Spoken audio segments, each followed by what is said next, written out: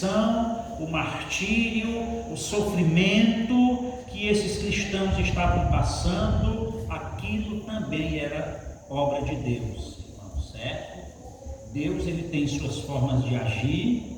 A Escritura diz que não há filho a quem o pai não corrija. A Escritura ensina que Deus castiga todo aquele que ele ama e quer bem. Então essa historinha fiada de que aceitou Jesus, agora Jesus vem para consertar tudo e tudo vai ser mil maravilhas, eu não sei se alguém aqui abraça essa ideia, mas essa ideia não é o Evangelho. Essa ideia não é o Evangelho, certo, irmãos? A Escritura nos ensina o oposto disso aí. A Escritura nos ensina que o crente fiel, o crente verdadeiro, ele é perseguido, ele é maltratado, ele sofre, ele chora, mas tudo isso com a presença bendita de Jesus sustentando a sua vida. E quando eu falo sustentando vida, irmãos, não é vida física, não, é vida espiritual. Porque para Deus não tem problema nenhum ele permitir um servo dele ser morto pela fé. Ele é o dono da vida, ele pode ressuscitar essa pessoa. Então Deus não tem problema nenhum em deixar um crente morrer por sua fé. E a própria história da igreja, irmãos, nos mostra isso. Então, nós devemos ser conscientes ao nos aproximarmos de Deus e entender, queridos, que Deus, ele tem projetos, e esses projetos, graças a ele, incluem as nossas vidas, e nesses projetos Deus, ele toma de vez em quando decisões que vão contrariar as nossas expectativas. Todos nós queremos viver em paz, amém? Amém. Todo mundo quer dinheiro no bolso, amém também? Amém. Todo mundo quer mesa farta, né? Amém de novo? Amém. Isso faz parte, irmãos. Não é pecado nenhum de nós desejar essas coisas, não. Isso faz parte da própria existência nossa. Só que nós precisamos ter uma fé madura, consciente, ao ponto de nós aceitarmos de que nem em todos os momentos da vida Deus vai nos dar essas coisas. Nem em todos os momentos a gente vai estar, como diz o nosso cearense aqui, por cima da carne seca, né? Certo, queridos?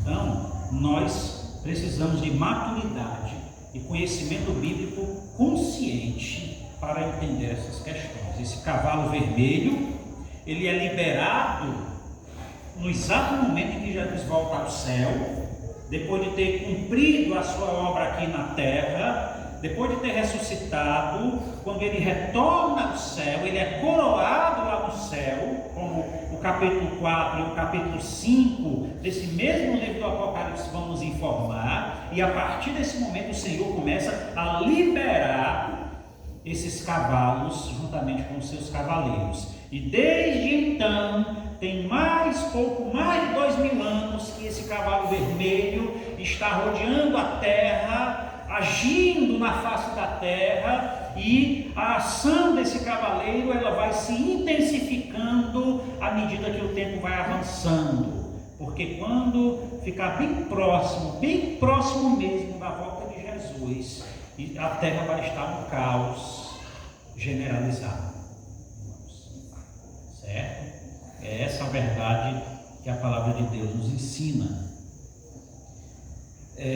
A gente percebe que esse segundo selo, irmãos, ele começa da mesma forma que o primeiro, certo? Como foi que o primeiro começou? Começou com Cristo rompendo o selo, ele abrindo, e em seguida o ser vivente ordenando ao cavalo que venha, que parta, que saia com o seu cavaleiro para cumprir a sua missão, conforme foi designado pelo Senhor.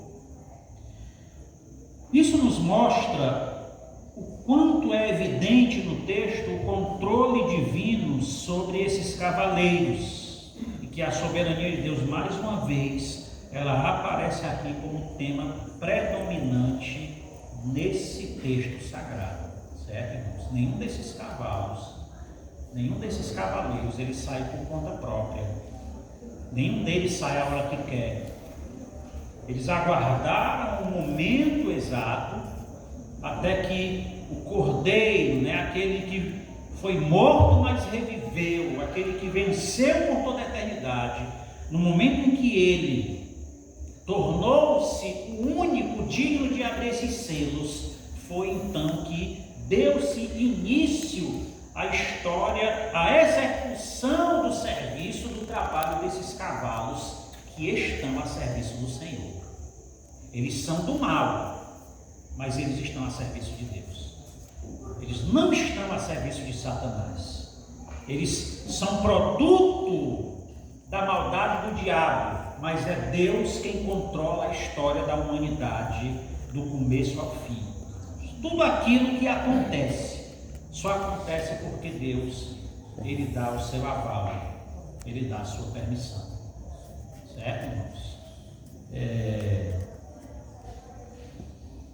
Existe um teólogo chamado Grant Osborne que ele nos dá uma sugestão em relação ao que o texto diz aqui. Ele observa e ele pede que a gente também faça essa observação, irmãos, que nós não devemos olhar simplesmente para a ideia do juízo de Deus sendo derramado, somente Deus derramando juízo na terra. Antes, segundo ele, nós devemos também olhar para a ideia contida no texto de que Deus está permitindo, olha onde ele vai chegar, Deus está permitindo que a depravação humana ela complete o seu ciclo natural. Certo, irmãos? Deus não está só julgando a terra na liberação desse cavalo vermelho, mas ao liberar esse cavaleiro, o Senhor está o quê? Proporcionando a depravação do coração humano a completar o seu ciclo de desobediência contra o Senhor.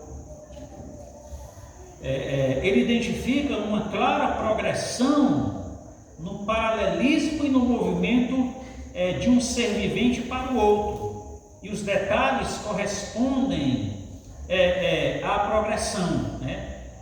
Cada um dos últimos 3 cavalos representa um aspecto da depravação, e cada um leva ao seguinte, um vai puxando o outro. Por exemplo, o único ponto positivo, a única coisa boa que nós temos aqui é a abertura do primeiro selo, que é o Evangelho sendo liberado, vencendo e para vencer, né? Para perdoar pecados e para salvar uma quantidade incontável de almas para o Senhor. Isso é extremamente positivo. Mas após isso aí vem a guerra, e a guerra é o que, irmãos? A guerra é produto da maldade do coração humano.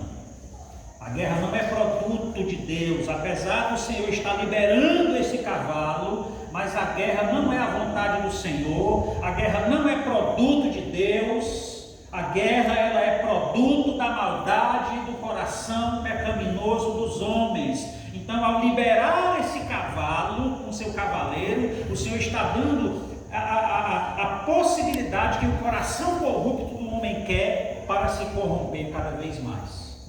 O Senhor está criando as possibilidades, e o homem, no final das contas, é que está decidindo o que ele está fazendo com essas possibilidades.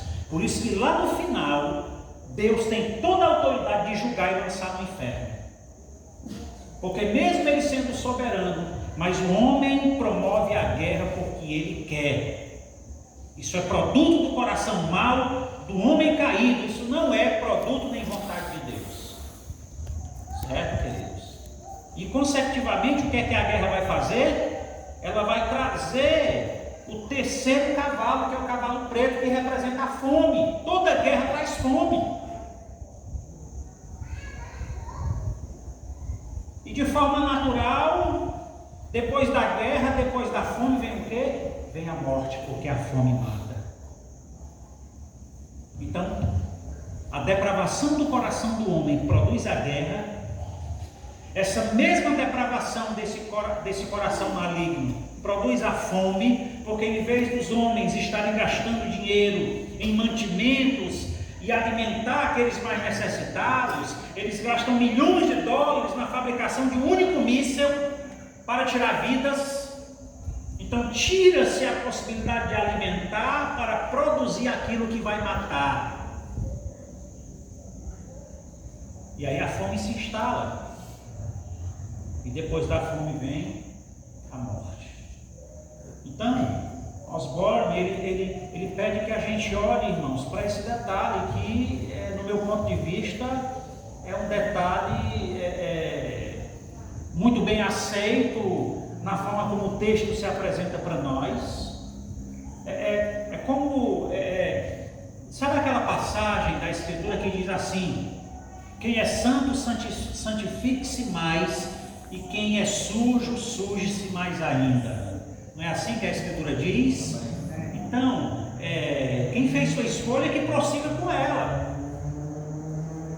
Então, na liberação de um cavalo como esse, e os outros dois que ainda virão, Deus está dizendo assim para o homem incorrupto: aí a corrupção que você quer, pois eu vou escancarar as portas e vou dar a vocês a possibilidade de serem cada vez mais corruptos. E assim o homem vai seguindo o seu caminho de perdição. A liberação desse cavalo também significa isso. Amém, queridos? Amém.